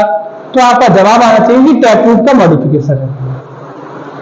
अब इसी तरीके से एक और आपकी रूट्स है जो शायद थोड़ा डिटेल तो आपको लगेगा, बट यहाँ हम राइजोफोरा के बारे में हमने समझा तो एक रूट और है उसके बारे में भी समझेंगे हम लोग। एक बेटा प्लांट्स होता है, हम लोग आगे बढ़ेंगे। जैसे कि बेटा मैंने कहा जिम्नोस्पर्म के कुछ प्लांट्स होते हैं। अगर आप, हालांकि मैं यहाँ सिर्फ प्लांट्स की फ्लॉवरिंग प्लांट्स की बात करते हैं, सिर्फ ओनली एंजियोस्पर्म की बात करेंगे, बट थोड़ा जिम्नोस्पर्म के प्लांट्स की बात करेंगे तो जिम्नोस्पर्म के प्लांट्स में टू टाइप्स के प्लांट्स आते हैं, एक साइकस और पाइनस। या कहने के लिए साइकस की डिफरेंट टाइप ऑफ स्पीसीज पाई जाती है। जैसे एक स्पीसीज साइकस की बहुत ही प्रचलित स्पीसीज है, हम लोग उसको साइकस रिवोल्यूटा करके जानते हैं। और साइकस जो रिवोल्यूटा वर्ड बेटा जो यूज करते हैं, साइकस रिवोल्यूटा, ये साइकस की ऐसी स्पीसीज है कि इससे बेटा साबूदाना तैयार किया जाता है। इसी प्लांट को हम लोग सागो पाम के नाम से जानते हैं। साइकस से साबूदाना तैयार किया जाता है। उसी तरीके से बात करते हैं कॉनिफेरोफाइटा, या फिर हम ये कह सकते हैं कॉनिफर्स में एक एग्जांपल है पाइनस। और पाइनस के भी डिफरेंट टाइप ऑफ स्पीसीज होती है। हालांकि ये तो बॉटनी का लोअर बॉटनी का ये लोअर के बाद बात करते हैं जिम्नो में हम आपको डिटेल में पढ़ाएंगे। और पाइनस की एक स्पीसीज है जिसको हम लोग पाइनस जियार्डियाना के नाम से जानते हैं, जिससे चिलगोजा ड्राई फ्रूट स्टार्ट होता है। तो बड़ा ही इंटरेस्टेड चीजें आपको देखने को मिलेंगी। ऐसा नहीं है कि सिर्फ जिम्नोस्पर्म ही इंटरेस्टेड है। आप टेरिडोफाइट पढ़ेंगे, वहां आपने देखा होगा रामायणा में जिक्र है सिलेबी मेला, हम लोग संजीवनी बूटी कहते हैं तो उसका भी जिक्र है। हम लोग सारी चीजों को वन बाई वन करके बड़ा डिटेल में पढ़ेंगे, लेकिन आज स्पेशली हम प्लांट्स की मॉर्फोलॉजी पर जिक्र करेंगे। अब ये हमने प्लांट्स का थोड़ा मूवमेंट बताया कि जब एक आपका जो मूवमेंट आपको मैंने शो किया, जिस तरीके से मैंने शब्द को यूज किया था कि आपका राइजोफोर्स, राइजोफोर प्लांट्स की जो रूट होती है वो रूट्स आपका टैप रूट का मॉडिफिकेशन है और जमीन से आपका वो ऊपर की तरफ निकल आती है, क्योंकि ऊपर उनमें छोटे छोटे होल हो जाते हैं, तो इन्हें नेमेटोथोड कहते हैं और इन नेमेटोथोड से गैसेस एक्सहेल होता रहता है। तो नेक्स्ट एक और एग्जांपल की बात करते हैं जो मेजॉरिटी बच्चों को नहीं पता होता है। मैंने कहा साइकस। हम साइकस की बात करते हैं तो साइकस की एक रूट होती है, साइकस रूट जिसका नाम है कोरेलॉइड। साइकस की जो कोरेलॉइड जो रूट होती है, ये रूट भी बेटा पॉजिटिव जियोट्रॉपिज्म न होके ये बेटा आपकी पॉजिटिव फोटोट्रॉपिज्म है, पॉजिटिव फोटोट्रॉपिज्म। अभी आपने देखा सर ऑल प्लांट्स की roots positive hydrotropism and positive geotropism है, लेकिन ओनली एक मात्र प्लांट जिसका नाम राइजोफोरा है उसकी रूट जो है आपकी पॉजिटिव हाइड्रोट्रॉपिज्म ना होकर पॉजिटिव फोटोट्रॉपिज्म होती थी। और उसी तरीके से जिम्नोस्पर्म में साइकस की एक रूट का नाम है कोरेलॉइड रूट, जो फंगल हम जैसे भी बात करते हैं पाइनस में फंगल एसोसिएशन होता है तो इसमें आपका सिम्बायोटिक बैक्टीरिया का एसोसिएशन होता है। तो साइकस की जो रूट होती है कोरेलॉइड रूट कहते हैं, और ये कोरेलॉइड रूट जो होती है ये बेटा पॉजिटिव फोटोट्रॉपिज्म होती है, पॉजिटिव फोटोट्रॉपिज्म। या हम कह सकते हैं कि नेगेटिव फोटोट्रॉपिज्म। बात एक ही है, इस तरीके से बोल सकते हैं या फिर इसको पॉजिटिव भी बोल सकते हैं। तो इन चीजों के बारे में मैंने जब आपको बताया, तो अब बेसिकली अब हम बात करते हैं कि आखिर प्लांट्स के क्या क्या ऑर्गन हैं। यहां से बेटा एक्चुअली जो मॉर्फोलॉजी जो हम जिक्र करते हैं वो अब आपका स्टार्ट होगा, लेकिन इससे पहले हम लोग जो मैंने आपका एक, जैसे कि आपसे मैंने ये कहा था कि एक डाइकोट सीड के बारे में आप देखोगे कि जो डाइकोट का जो सीड होता है, डाइकोट के सीड में बेटा अगर हम बात करते हैं तो डाइकोट का सीड सबसे जड़ीय एम्ब्रियोनल वाला पार्ट होता है। चलो इसको थोड़ा हम और लेंदी कर लेते हैं क्योंकि आपको एकदम क्लियर कर, मेरा एक ही मानना है कि हम बिल्कुल जीरो लेवल से लगाते हैं हम टॉप तक पढ़ेंगे। जैसे मैंने ये कहा बेटा, ये आपका एक डाइकोट सीड का एक स्ट्रक्चर बनाने का हमने प्रयास किया और ये जो आपका स्ट्रक्चर है ये आपका एम्ब्रियो वाला पार्ट है, इसको हम लोग एम्ब्रियो वाला पार्ट कहते हैं। और ये आपके ये कॉटिलिडॉन्स होते हैं, कॉटिलिडॉन्स। और कॉटिलिडॉन्स की बात करते हैं तो कॉटिलिडॉन्स में क्या होता है कि फूड स्टोर होता है, कॉटिलिडॉन्स में फूड स्टोर होता है। और इसकी बात करेंगे एम्ब्रियो, तो एम्ब्रियो में क्या होता है बेटा, एम्ब्रियो के टाइम पर आपको ये बात पता होना चाहिए सर, किसी भी प्रकार का कोई प्लांट सीड से यदि अगर वो ग्रो करके बड़ा होता है, एक आप बहुत अच्छा सा फैक्ट है। हालांकि इसकी बेसिक जब भी किसी टॉपिक को पढ़ते हैं तो प्रत्येक टॉपिक की एक सोल आत्मा होती है, जिस सोल को डिस्कस हम फर्स्ट लेक्चर के दौरान ही करते हैं, तो थोड़ा लेक्चर थोड़ा लेंदी तो हो सकता है बट आप चीजों को समझेंगे। प्लांट्स की जो ग्रोथ होती है वो अनलिमिटेड ग्रोथ होती है, लोकलाइज होती है, इनडिटर्मिनेट होती है और ओपन होती है। अब ये वर्ड आपने कैसा, आपने तो बोल दिया, मेरे को तो समझ नहीं आया। हम हालांकि इसको एनाटॉमी के दौरान भी इसको डिस्कस करेंगे। पर मैं यहां ये कहूंगा बेटा, ये डाइकोट सीड का डायग्राम मैंने थोड़ा शो कराने की कोशिश की। ये आपके कॉटिलिडॉन्स है और इसमें फूड स्टोर रहता है। और बात करते हैं ये फूड है, ये फूड दिया जाता है, इसकी सप्लाई दी जाती है एम्ब्रियो को। और ये जो पोर्शन होता है इसका सबसे एंटीरियर पोर्शन को हम लोग एंटीरियर पोर्शन को इसको प्लीम्यूल कहते हैं, प्लीम्यूल। और इसका जो लोअर वाला पोर्शन होता है इसको हम रेडिकल कहते हैं, रेडिकल। और रेडिकल वाला पोर्शन होता है प्लीम्यूल। तो प्लांट्स के एम्ब्रियोनल एक्सिस की बात करेंगे तो उसमें आपका जो सबसे नीचे वाला पार्ट होता है रेडिकल एंड अपर वाला पोर्शन होता है, इसको हम लोग प्लीम्यूल के नाम से जानते हैं। और यही हम बात करते हैं कि प्लीम्यूल के जस्ट नीचे ये वाला जो पोर्शन होता है इसे बेटा हम लोग कहते हैं एपिकोटाइल, क्योंकि हम जानते हैं बेटा, और ध्यान से समझिएगा चीजों को, ये इसके कॉटिलिडॉन्स है, क्या है, ये इसके कॉटिलिडॉन्स है। और कॉटिलिडॉन्स के जस्ट ऊपर जो स्पेस होता है उसको हम लोग एपिकोटाइल कहते हैं। वैसे ही ये कॉटिलिडॉन ये नोड है, इन स्ट्रक्चर को हम लोग कह सकते हैं कि ये हमारे क्या है, कॉटिलिडॉन जहां से जुड़ता है तो कॉटिलिडॉनरी नोड, ये कॉटिलिडॉनरी नोड है। अब हम बात करेंगे ये कॉटिलिडॉनरी नोड हो गई। अब इसके नीचे वाले पोर्शन को, इस वाले पोर्शन को, वो एपिकोटाइल था, ये है कॉटिलिडॉन। कॉटिलिडॉन्स के ऊपर है तो एपिकोटाइल और कॉटिलिडॉन्स के नीचे है तो हाइपोकोटाइल। क्या वर्ड यूज करेंगे, हाइपोकोटाइल। अब जबकि इसका लास्ट वाला पॉइंट रेडिकल होता है और आर फॉर रेडिकल, और रेडिकल से हमेशा बनता है रूट सिस्टम। रेडिकल से जो ड्राइव होता है प्लांट्स का जो स्ट्रक्चर बनता है वो रूट सिस्टम बनता है, अंडरग्राउंड पोर्शन। और जब बात करते हैं प्लीम्यूल तो प्लीम्यूल से बनता है बेटा प्लांट का शूट सिस्टम। इन चीजों के बारे में डिटेल में आप समझेंगे क्योंकि हम जानते हैं कि जो इसका एम्ब्रियो होता है, एम्ब्रियो मेरिस्टेमेटिक सेल्स हम लोग कह सकते हैं कि वो इमैच्योर फॉर्म में पड़ी रहती है। यही मेरिस्टेमेटिक सेल डिवाइड होके और ये आपका root system and shoot system को बनाते हैं। ये बेटा आप थोड़ा ये बेसिक चीजें हैं, ये तो बच्चे 10th में और 10th में इन चीजों को आप बच्चे पढ़ लेते हैं, बट थोड़ा ये डिटेल इसलिए बताने की जरूरत है ताकि चीजों को आप समझ पाओ। अभी तक बेटा इस लेक्चर के दौरान कौन समझिएगा ध्यान से,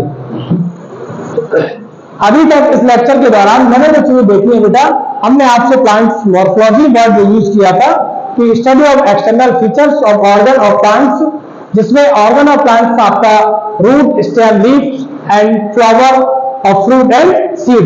तो ये सारे स्ट्रक्चर जो होते हैं बेटा, इनको कहीं ना कहीं हमने इनके बारे में अब डिटेल हमें स्टडी करनी है। बाकी चीजों को मैंने बहुत अच्छे से देखा है। अब हम स्पेशली रूट के बारे में बात करते हैं। रूट, तो रूट को अगर पढ़ना है तो रूट को बड़ा हम कंसेप्चुअल चीजों के तरीके से पढ़ेंगे। कैसे पढ़ना है रूट को, क्या करना है, कैसे रूट पढ़ी जाती है। एक आप कंसेप्ट, अगर रूट मैंने स्टार्ट किया है तो पूरी रूट्स एक कंसेप्ट में खत्म हो जाना चाहिए। तब तो रूट के बारे में हमें बहुत अच्छे से नॉलेज होना चाहिए।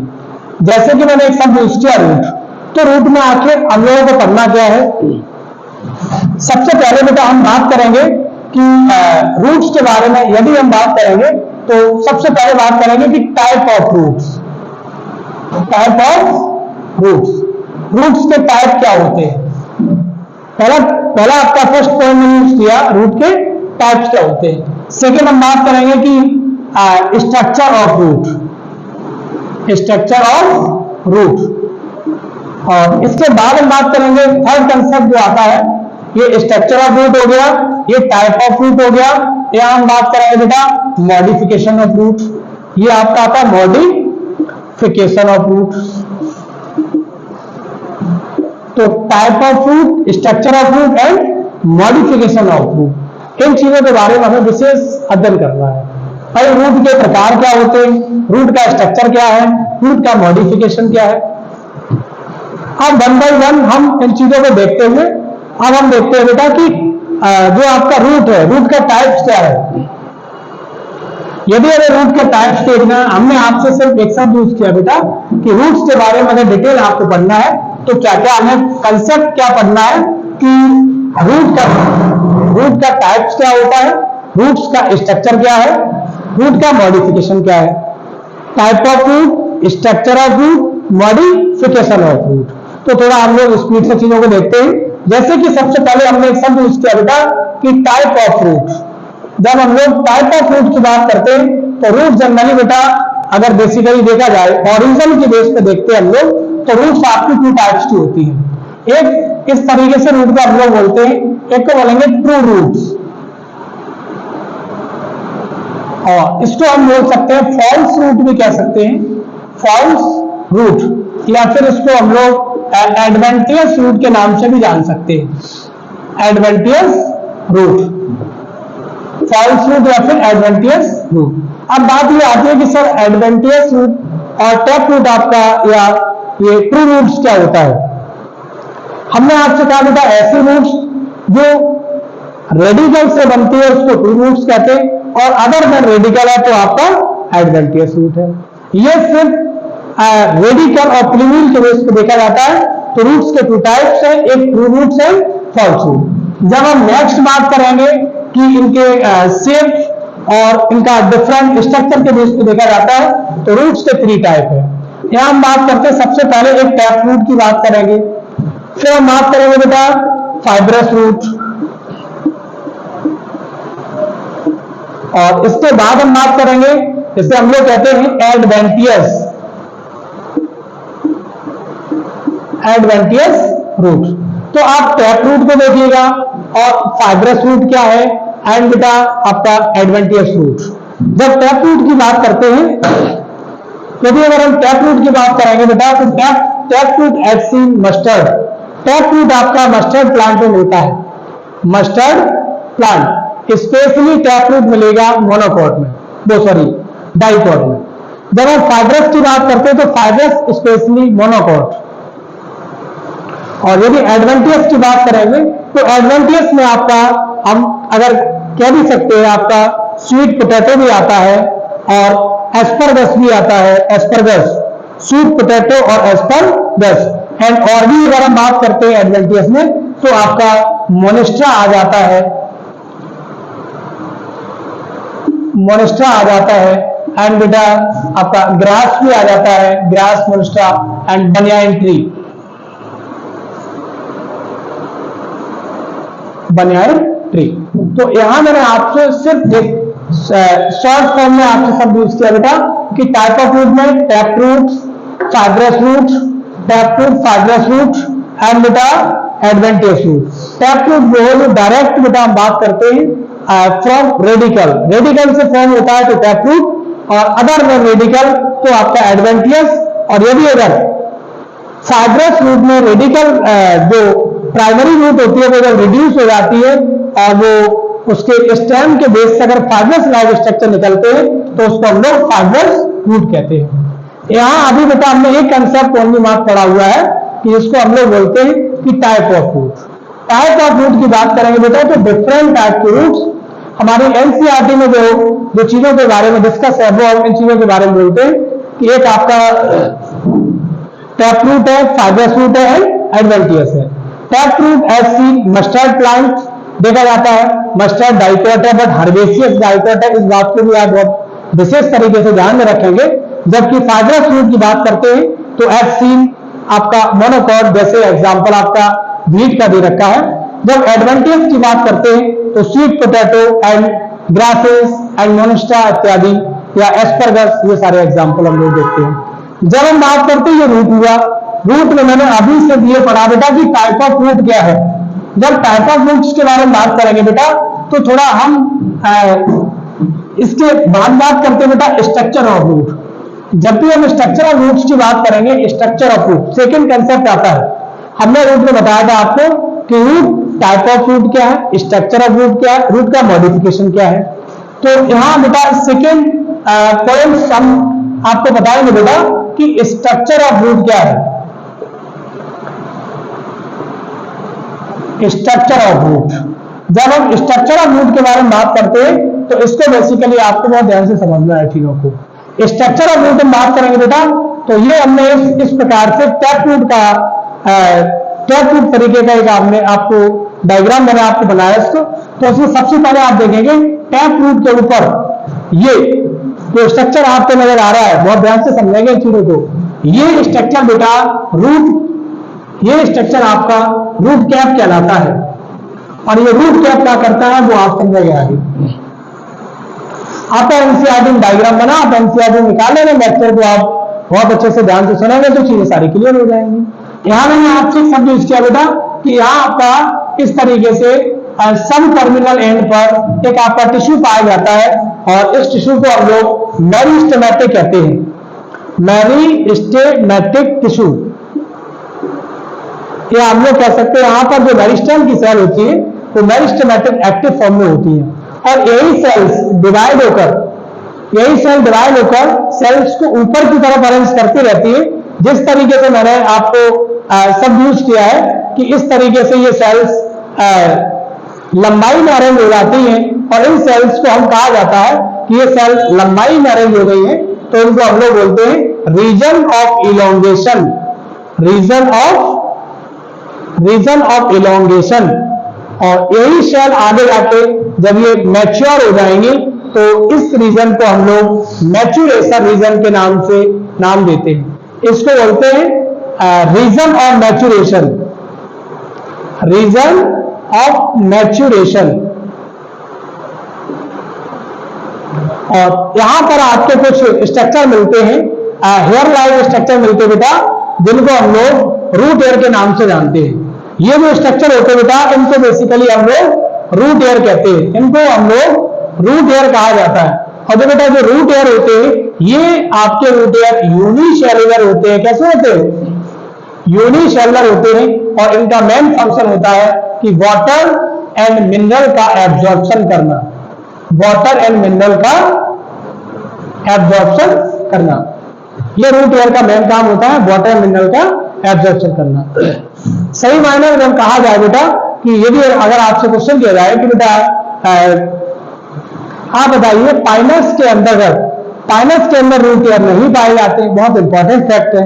सभी प्लांट्स से वाटर मिनरल के एब्जॉर्प्शन के लिए रूट हेयर प्रेजेंट होते हैं बट पाइनस के रूट में रूट हेयर नहीं पाए जाते, इसीलिए वहां एब्जॉर्प्शन के लिए आपका एक फंगस है बेटा, वो फंगस वहां ग्रो करता है जिससे हम लोग माइकोराइजा के नाम से जानते हैं। तो वो एब्जॉर्प्शन में मदद करता है शेल्टर के लिए, तो वो चीज एक अलग मैटर है। आप ये भी जान सकते हो बेटा कि रूट हेयर यूनिसेल्युलर क्यों होता है। भाई यूनिसेल्युलर अगर होगा तो वाटर मिनरल आसानी से डिफ्यूज हो जाएगा, वही मल्टी सेल्ड होगा तो वाटर मिनरल आसानी से डिफ्यूज नहीं हो सकता है। तो ये मैंने उन चीजों के बारे में आपको डिटेल में बताया। मैंने कहा बेटा स्ट्रक्चर ऑफ रूट में सबसे पहले आपका रूट कैप मिलता है और ये रूट कैप बेटा ये एक नाम से जानते हैं। ये रूट कैप जो आपका है गोल्गी बॉडी से बना रहता है और गोल्गी बॉडी ये कहीं ना कहीं रूट कैप को लुब्रिकेशन प्रोवाइड कराते हैं। और आप देखिए बेटा जो रूट कैप की बात करते हैं, जो टेरेस्ट्रियल प्लांट होते हैं, ये रूट कैप का मेन काम ऐसा होता है जिस तरीके से हम लोग जब क्रिकेट खेला करते थे, तो जब क्रिकेट खेलते हम लोग तो सनलाइट से प्रोटेक्ट के लिए हम लोग कैप यूज कर लेते हैं। तो उसी तरीके से हमारी टेरेस्ट्रियल लाइफ के जो प्लांट्स होते हैं, ये जब नीचे सॉइल के अंदर जब नीचे जाते हैं तो इन्हें फ्रैक्शन का सामना करना पड़ता है। और पता लगा प्लांट्स के अंदर ओनली एक मात्र टिश्यू, जिसका नाम मेरिस्टेमेटिक टिश्यू है, और ये मेरिस्टेमेटिक जो टिश्यू बेटा होता है, यही टिश्यू पूरे प्लांट्स को फॉर्म करता है। तो ये जो आपका रूट कैप है, रूट कैप मेरिस्टेम सेल्स को डैमेज होने से बचाता है। इन चीजों के बारे में शायद आप बहुत अच्छे से समझ रहे होंगे। तो ये हमारा स्ट्रक्चर और रूट्स की बात करते हैं, या हमने आपको type of root and structure of roots और आपका ये सारी चीजें तो मैंने आपको बताया। इसके बाद हम बेटा देखते हैं आपका मॉडिफिकेशन ऑफ रूट। और मॉडिफिकेशन ऑफ रूट जो बेटा बहुत ही इंपॉर्टेंट कंसेप्ट है, यहां से लगभग हो सकता है कि नीट में एक क्वेश्चन आपको मिल जाए। तो मॉडिफिकेशन रूट क्या होता है, चलो हम लोग शांति का सहयोग देके मॉडिफिकेशन रूट और भी देखते हैं। तो इसको भी मैंने रफ कर दिया है बेटा। इन चीजों के बारे में शायद अभी तक आपने देखना पड़ा, हम लोग अगर चाहेंगे उसको रिकॉल भी कर सकते हैं। मैंने टॉपिक स्टार्ट किया हुआ है प्लांट्स मॉर्फोलॉजी। क्या टॉपिक स्टार्ट किया है? प्लांट्स मॉर्फोलॉजी का मतलब होता है study of external features of organ of plants. Plants के ऑर्गन की स्टडी, एक्सटर्नल बाहरी अध्ययन करना ही मॉर्फोलॉजी कहलाता है। जिसमें किसकी स्टडी करना है? प्लांट्स के वेजिटेटिव पार्ट, प्लांट्स के सेक्सुअल पार्ट। वेजिटेटिव पार्ट में आपका रूट, स्टेम, लीव्स ये स्ट्रक्चर आते हैं, और वेजिटेटिव पार्ट प्लांट्स का ऑलवेज एसेक्सुअल प्रोडक्शन में रोल प्ले करता है, और प्लांट्स का जो फ्लावर आता है, फ्लावर जो होता है आपका सेक्सुअल प्रोडक्शन में रोल प्ले करता है। हमने सीड से देखा, seed generally two types, dicot seed and monocot seed. Dicot seed में कॉर्डिडोन्स का नंबर 2 होता है, मोनोकॉट में कॉर्डिडोन्स का नंबर ओनली 1 होता है। सीड की स्टडी को स्पर्मोलॉजी कहते हैं।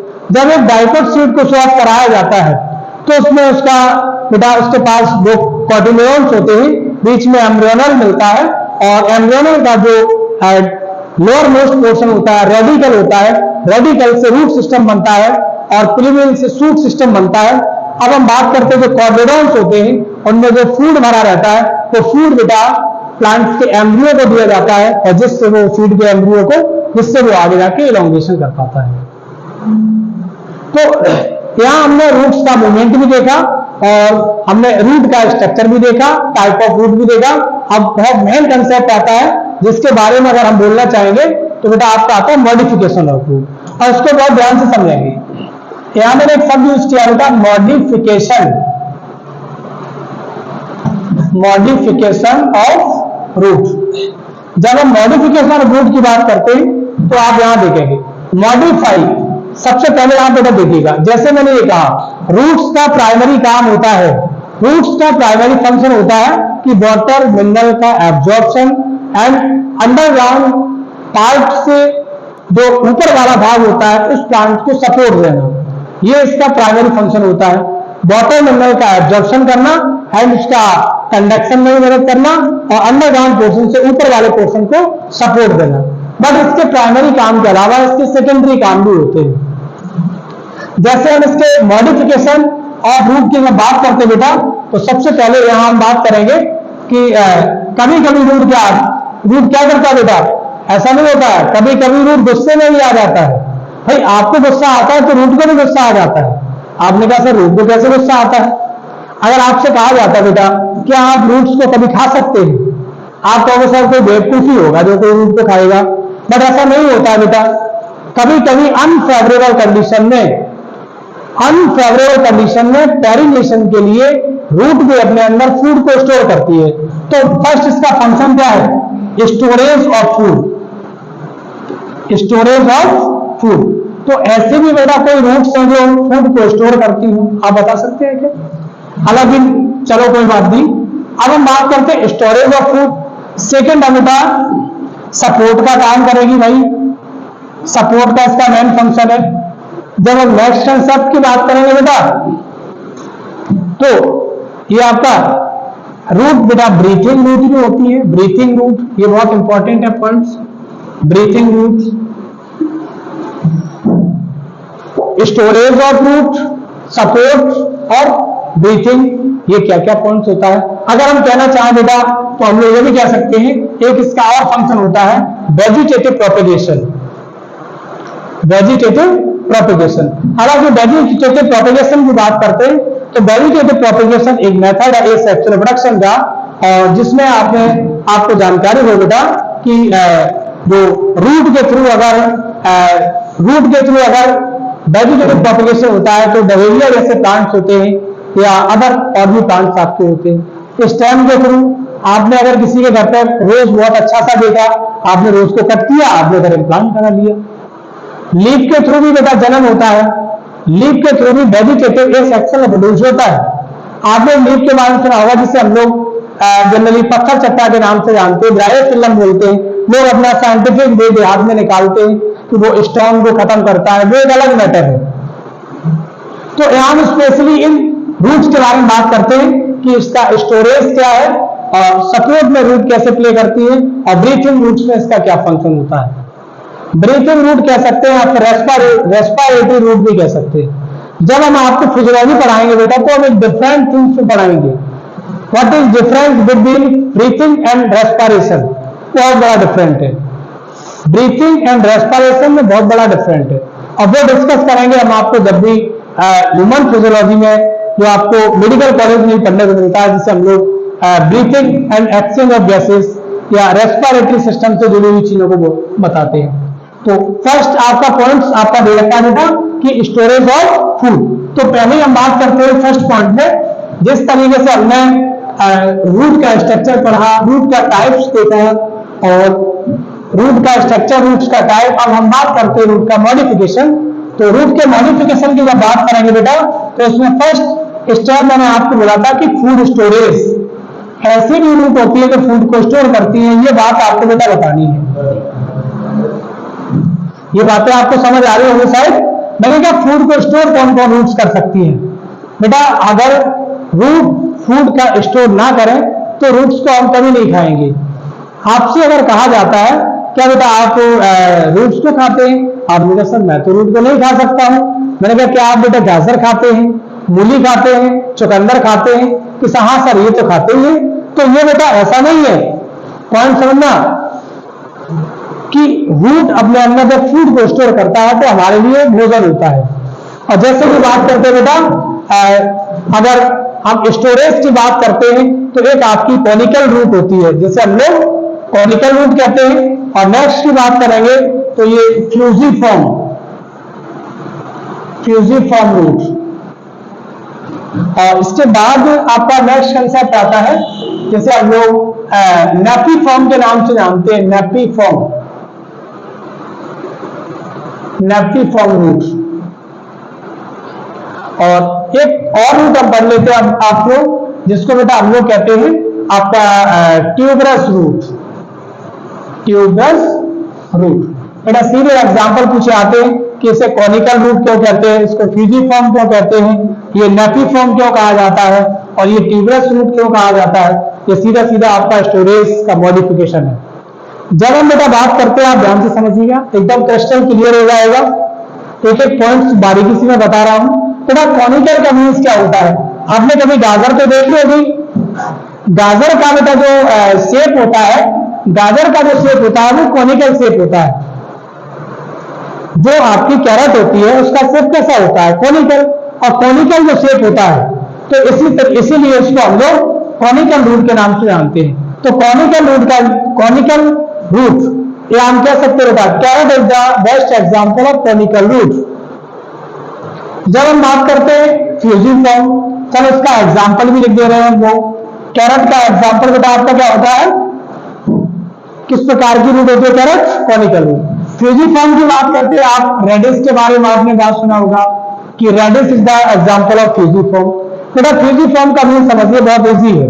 क्या है बेटा? फ्यूजिफॉर्म उसको बोला जाता है जिसके दोनों ही कॉर्नर थोड़े थिक नहीं थिन हो। ये जो दोनों कॉर्नर बेटा होते हैं, ये किनारे एंड पर, दोनों एंड पर बेटा, बोथ एंड पर ये पोर्शन उसके थिन होते हैं और बीच वाला पोर्शन इसका थिक होता है। तब हम इसको मान लेते हैं कि ये जो आपका स्ट्रक्चर है ये फ्यूजिफॉर्म टाइप का रूट है।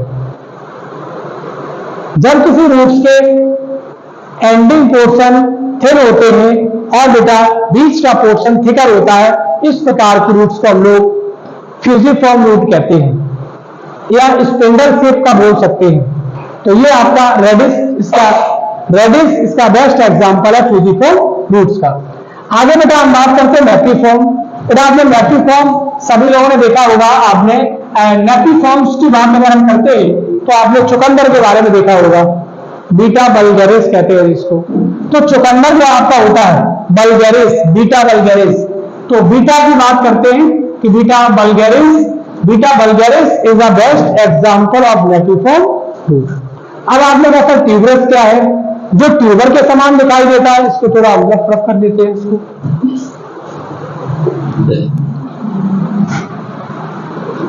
तो ट्यूबर बेटा ट्यूबर्स के समान क्या होता है?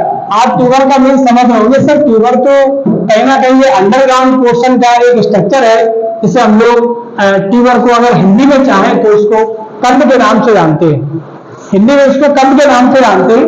तो यहां मैंने एक शब्द यूज किया आपसे ट्यूबरस।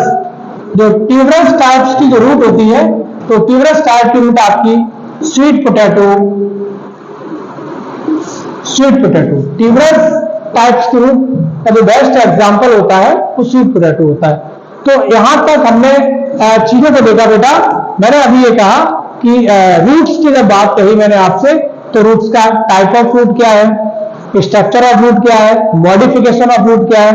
और मॉडिफिकेशन ऑफ रूट्स में फर्स्ट पॉइंट हम लोगों ने स्टोरेज का जो मॉडिफिकेशन है कि रूट किस किस प्रकार से फूड को स्टोर करती है। जैसे कि हमने आपसे कहा कि यदि कॉनिकल शेप की रूट होती है तो आपका कैरेट, फ्यूजिफॉर्म, आपका रेडिस, मैप्रीफॉर्म, आपका beta vulgaris, tuberous, sweet potato. तो ये कंसेप्ट के बाद अब हम बात करते हैं आपका जो नेक्स्ट कंसेप्ट आता है कि रूट सपोर्ट कैसे करता है। तो रूट सपोर्टिंग सिस्टम की बात करते हैं। सपोर्टिंग सिस्टम की जब बात करेंगे बेटा तो आपके 2 पॉइंट्स ओनली होते हैं। हालांकि आपका रूट का थोड़ा हम देखते हैं, इसके बाद आगे फिर कभी नेक्स्ट वीडियो में हम लोग इसको डिस्कस करेंगे। तो रूट्स आपका फिनिश हो जाएगा। जिस तरीके से मैंने आपसे कहा बेटा, एक स्टोरेज और फूड का, सेकेंड आपका सपोर्ट की बात करते हैं, भाई रूट सपोर्ट कैसे करता है। सपोर्ट करने के लिए बात करते बेटा तो आपका एक स्ट्रेट रूट होता है, क्रॉप रूट होता है, बटरेसिंग रूट होता है। तो यहां हम बात करते सपोर्ट। सपोर्ट के लिए बेटा अगर हम बात करते हैं, एक शब्द आता है स्टिल्ट रूट, और सेकेंड वर्ड की बात करते हैं क्रॉप रूट। हम लोग अभी एनसीईआरटी के अकॉर्डिंग ही चल रहे हैं, लेकिन NCERT line by line clear हो जाएगी आपकी। हमने आपसे शब्द यूज किया स्टिल्ट रूट। स्टिल्ट रूट्स का बेस्ट एग्जांपल है आपका, आप मेज ले सकते हैं, आप शुगर केन ले सकते हैं। आपने कहा सर ये मेज शुगर केन में स्टिल्ट रूट कहाँ होती है? अगर आप हिंदी इसकी यूज करें बेटा तो आप स्तंभ करके बोल देते हैं इसको। जैसे आपने शुगर केन देखा होगा, तो शुगर केन का बेटा जो लास्ट नोड होता है, शुगर केन के जो बेसल नोड होता है, बेसल नोड से एक इस प्रकार का एक स्ट्रक्चर एराइज होता है, और इस स्ट्रक्चर का नाम बेटा हम लोग इसे स्टिल्ट रूट के नाम से जानते हैं। यही आपका मेज में देखने को मिलता है, यही आपका शुगर केन में देखने को मिलता है। मेज एंड शुगर केन बोथ, दोनों के अंदर जिस टाइप की सपोर्टिंग रूट्स होती है वो आपकी स्टिल्ट रूट होती है। जब हम क्रॉप रूट्स के बारे में बात करते हैं तो क्रॉप रूट्स आपने देखा होगा जो बनियाइन ट्री होता है। जब क्रॉप रूट्स की बात करते हैं तो जो बनियाइन रूट्स होता है, बनियाइन रूट्स की आपने कभी बनियाइन के बारे में सुना होगा। देखो बनियाइन के बारे में सुन लीजिएगा बेटा। बनियाइन जो बरगद होता है, इसके बारे में डिटेल एक बहुत अच्छा सा लॉजिक है। अगर आप चाहें तो हम आपको बता सकते हैं कि बनियाइन ट्री जो आपका होता है, इसका नाम बनियाइन क्यों दिया गया, आपको बता सकते हैं आप लोग? ये बनियाइन ट्री एक हमारा मानना है, ऐसा हम लोग कह सकते हैं कि जो बनियाइन ट्री है बनिया से सबसे रिलेटेड है। जैसे बनिया कहता था, जिस तरीके से बनिया बोलता था कि मेरे एक छोटे से बिजनेस से बहुत बड़ा बिजनेस बन जाए, हमारा व्यापार अरब सागर से मेरा व्यापार चलता था, तो लोग क्या कहते थे, जब भी कोई बिजनेस एक छोटा सा बिजनेस होता था तो बिजनेस वाला बरगद की पूजा करता था, और बरगद की पूजा करके वो इस तरीके से बोलता था कि हे बरगद जैसे आपके छोटे से सीड से इतना भारी भरकम प्लांट बन गया, इसी तरीके से मेरे छोटे से सीड से, इसी तरीके से आपके छोटे से सीड से इतना भारी भरकम प्लांट बन गया, हमारा इसी तरीके से छोटे से बिजनेस से एक बहुत बड़ा बिजनेस बन जाए। बरगद का एक बहुत इंपॉर्टेंट और भी अच्छा एक फैक्टर बेटा आपको बताने लायक है, मैं बता रहा हूं। आपने देखा होगा जब बरसात के दिन होते हैं तो आपके जो कच्चे घर होते हैं, कच्चे घरों पर जो छत होती है, उस छत पर बेटा आपने देखा होगा बारिश जब होती है तो बारिश के साथ में जो आपका जो पानी छत से नीचे जाता है, आपने देखा होगा कि फाइकस फैमिली के ही प्लांट अक्सर वहां ग्रो करते हैं। ऐसा क्यों होता है, ऐसा हम नेक्स्ट वीडियो में इन चीजों के बारे में आपसे डिस्कस करेंगे। जैसे कि आप बात करते हैं फाइकस का जो सीड होता है नॉर्मली जर्मिनेट भी नहीं होता है, कुछ सिचुएशन कुछ कंडीशन उसके बाद में जर्मिनेट होता है। ये सारी चीजों के बारे में हम ऑफलाइन क्लासेस में हम चीजों को बता चुके हैं, हालांकि ऑनलाइन जानकारी भी आपको देते रहेंगे। तब यहाँ जो मैंने सपोर्ट लास्ट पॉइंट के रूप में आपको बताया कि रूट तक आप देख लीजिएगा, तो यहाँ मैंने एक शब्द यूज किया था प्रॉप रूट, स्टिल रूट जो हो गया था। तो प्रॉप रूट की जब बात करते हैं तो प्रॉप रूट जैसे कि आपने देखा होगा, हम लोग जब बात करते हैं कि सपोज दैट बेटा हम बात करेंगे कि जो आपका बनियान ट्री जो होता है, बनियान ट्री जो होता है उसमें बहुत सारे बेटा इस तरीके से हेयर लाइक स्ट्रक्चर निकल आते हैं और ये सपोर्ट देने लगते हैं, इनको हम प्रॉप रूट कहते हैं। और बनियान ट्री में जो ये पूछा जाता है कि बनियान ट्री में ये प्रॉप रूट किस प्रकार की रूट है, ये बेटा आप प्लूम्यूल या फिर सूट से निकलने वाली रूट है, तो इनको कहीं ना कहीं हम ये कह सकते हैं बेटा कि ये ट्री रूट नहीं कह सकते हैं। ये आपकी रूट कैसे होती है, फॉल्स रूट बोलेंगे या फिर एडवेंटियस रूट। तो प्रॉप रूट आपका ये बनियान ट्री में पाए जाते हैं और ये इनका मेन काम होता है सपोर्टिंग का। अब बेटा आप 2 मिनट कुछ बेसिक चीजों के बारे में हम बताएंगे और उसके बाद आज हमने आपको कुछ बेसिक चीजें बताई हैं कि हमने सीड से लेके, जैसे मैंने आपसे कहा बेटा हमने सबसे पहले सीड देखा, सीड की स्टडी को स्पर्मोलॉजी कहते हैं। Seed generally divided into 2 categories, एक आपका dicot seed and monocot seed. Dicot seed और मोनोकॉट सीड या dicot plant and monocot plant को अगर आप डिस्टिंग्विश करेंगे तो रूट के बेस पर डाइकॉट में ट्रैप रूट है और मोनोकॉट में फाइब्रस रूट है। डाइकॉट सीड में कॉटिलेडोन्स का नंबर 2 होता है और मोनोकॉट सीड में कॉटिलेडोन्स का नंबर ओनली 1 होता है। जब मैंने लीफ के बेस पे कहा तो डाइकॉट की जो लीफ होती है रेटिकुलेट वेनेशन होता है और मोनोकॉट की लीफ में पैरेलल वेनेशन होता है। एक्सेप्शनल केस में आपको मैं बताऊंगा बेटा कि डाइकॉट प्लांट्स होने के बावजूद भी, डाइकॉट प्लांट्स होने के बावजूद भी लीफ उसकी जो होती है उसमें वेनेशन पैरेलल मिलता है और मोनोकॉट लीफ में जो मेजॉरिटी पैरेलल वेनेशन मिलता है उसमें कभी कभी कुछ ऐसे भी एक्सेप्शनल है जो मोनोकॉट की लीफ होने के बावजूद भी उसमें पैरेलल वेनेशन मिलना चाहिए बट उसमें वर्टिकुलेट वेनेशन मिलता है। तो ऐसे कुछ इंपॉर्टेंट फैक्ट के बारे में आगे हम आपको जानकारी देंगे। तो आज से हमने बेसिक से कुछ थोड़ा इंट्रोडक्टरी क्लास आप समझ लीजिएगा और आगे की क्लास इतनी इंपॉर्टेंट रहेगी तो बेटा इस वीडियो को हम लोग जो है ना लगभग नेक्स्ट जो वीडियो हमारी आएगी उस वीडियो को हम बहुत धुआंधार तरीके से उस पर काम कर रहे हैं और उस वीडियो को बेटा इतनी थोड़ी लेंथी भी हो जाएगी क्योंकि उस वीडियो हमें पूरा प्लांट्स का मॉर्फोलॉजी पूरा क्लियर करना है। तो आज के लिए बेटा बहुत बहुत धन्यवाद आप लोगों का और आपसे हम यही आशा करेंगे कि आप लोग बेटा ज्यादा से ज्यादा हमारे YouTube चैनल को आप इसको सब्सक्राइब करिए, लाइक करिए। आप आपके कनेक्टिविटी में, आपके कॉन्टेक्ट में जितने भी आपके कुछ भाई 12th से हों, जिनका चाहे वो CBSE हो या यूपी बोर्ड हो, बोर्ड एग्जाम से रिलेटेड भी आप उनकी वीडियो को शेयर करके उनकी आप हेल्प कर सकते हैं। तो आज के लिए बेटा बहुत बहुत धन्यवाद हमारी बातों को सुनने के लिए। ठीक है बेटा, आगे नेक्स्ट टाइम मिलते हैं।